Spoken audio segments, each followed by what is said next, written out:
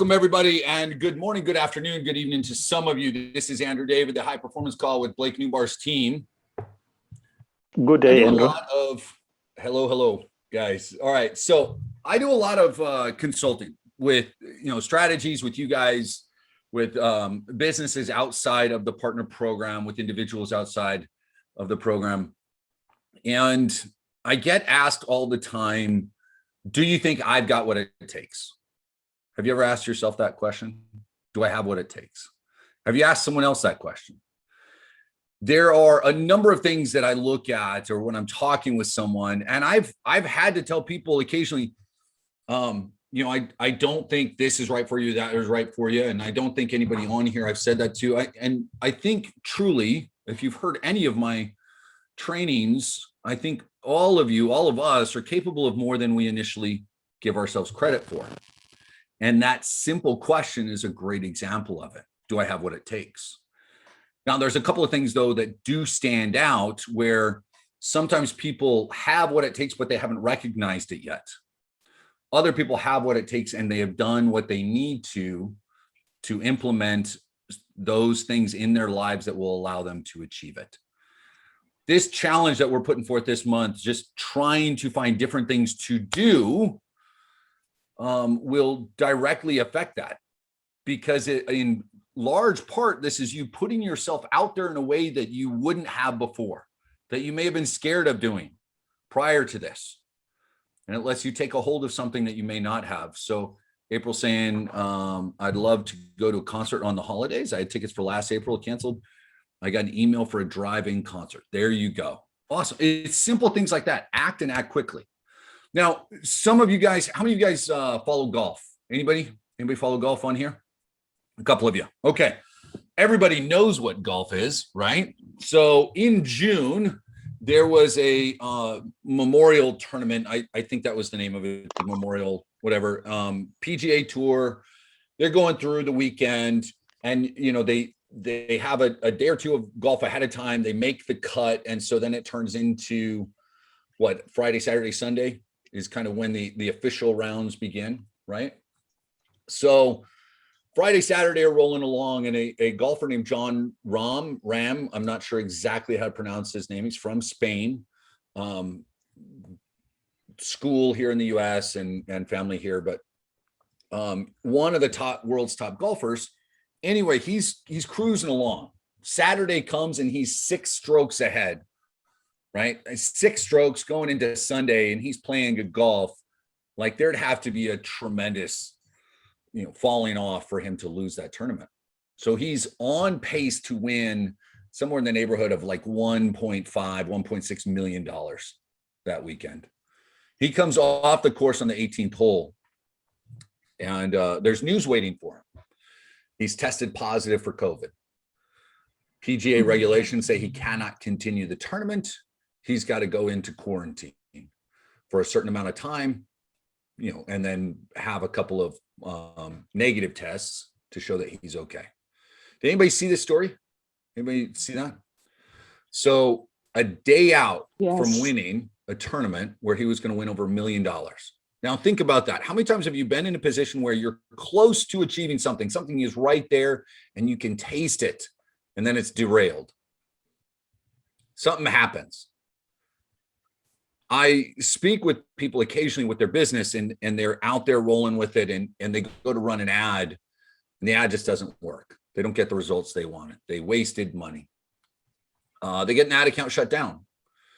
They pick a domain and the domain's not working, or something else happens.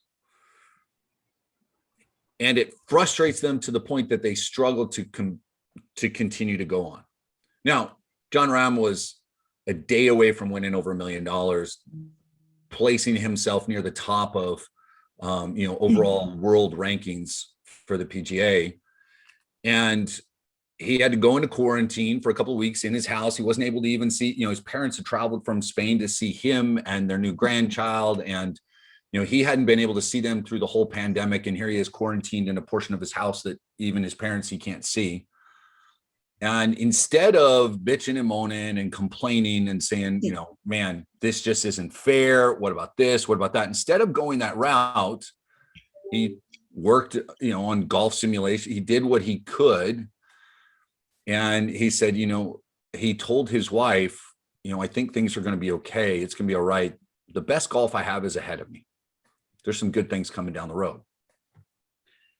This is what starts to make the difference. All of you guys have the capability, but it's how you approach struggles and trials that will decide for you whether or not you succeed. Because trials and tribulations and struggles are part of life, and they're part of business. Every business. Doesn't matter how fantastic any program or system or ideals are, there will be obstacles in your pathway, and overcoming those are what are going to dictate whether or not you achieve what it is you're looking for. Taking action like we're challenging you to do this month, finding things that you may not have done before because of whatever obstacle, the pandemic, work, family, health, those things that you may have wanted to accomplish in the past. And now you're in a position to do it just because, damn it, I'm going to do it. I'm going to make it work this time, and I'm going to see it through. And that's what Jon Rahm did. So about 15 days later, 14 days later, he had his negative test. He was able to go out and compete in the US Open. Shortly after. And he won a much larger payday, got himself ranked as the #1 golfer in the world with that, put himself in a position to win. It was a tighter fight. He had to make stuff work on that last day. He wasn't in the lead as big as he was. He had to sink a couple of birdie putts at the very end, but he did it because he was willing to overcome some of those obstacles. Now, ladies and gentlemen, what are those obstacles in your life, and are you willing to fight for them so you can go out and celebrate? Now, you don't have to go out and get a Callaway hat and a bright red shirt for Sunday and go fist pumping all over creation to celebrate your wins.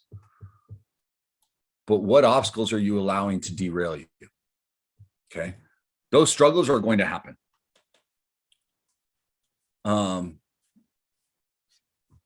What are they challenging? Hartley, what do you mean? What are the bucket list items challenging? Is that what you're talking about? The challenge that I've given you? Is that what you mean? So looking at all of this, with your, go ahead, Hartley. No, I just thought you were saying he accomplished so much, and it was like somebody was taking something away from him.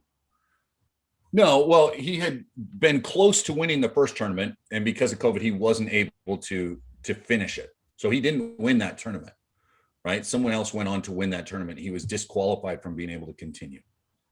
So instead of complaining about, hey, this isn't fair that I had to quit because of this, a lot of people get into a situation where you're close to finishing something, to accomplishing something, and something pops up.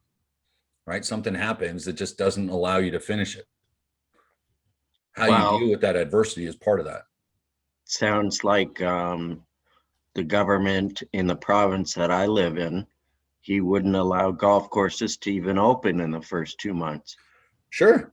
And, that's the reality certain places around the world. Simply using this as an example overall, and in running up against an obstacle and a trial, and things not working out. So look, I don't care where you're at in the world, guys. There are things that are happening in your life where you're going to run up against a wall sometimes.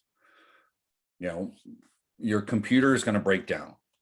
Google Chrome is going to do something funky. A link isn't going to work. You're going to launch the funnel, and a link buried in there sometimes may not work, and you're going to go, oh my gosh, I missed out on all of these things because I didn't do X, Y, Z.